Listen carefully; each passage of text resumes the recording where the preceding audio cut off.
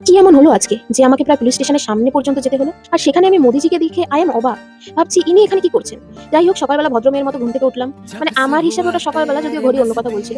উঠে একটু পুজো দিয়ে দিলাম। মাকে হেল্প করতে গিয়ে দেখি বাবা বাজার থেকে পেয়েছে। আর বাজারে গিয়ে এমন শপিং করেছে যেন পুরো পাড়াকে খাওয়াবে। বাটা মাছ, শঙ্কর মাছ আর এক ব্যাগ ভর্তি আম, বাপরে বাপ!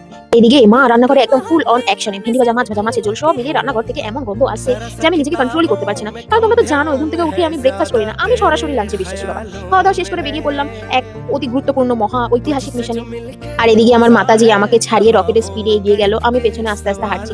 তারপর অনেক ঘোরাঘুরি খোঁজাখুঁজির পর আমি বুঝতে পারলাম, আচ্ছা মা আমাকে অন্নপূর্ণা ভান্ডারের কাজের জন্য নিয়ে এসেছিল।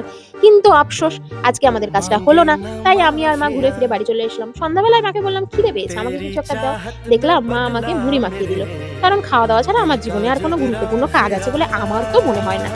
তবে হ্যাঁ, আজকে সবচেয়ে বড় রহস্য কিন্তু এখানেই রয়ে গেল যে মোদিজির ছবি দেখে আমি এত অবাক হলাম কেন, সেটা তোমরাই বলো। চলো, কাল আবার নতুন কাণ্ড কারখানা নিয়ে দেখা হবে। টাটা।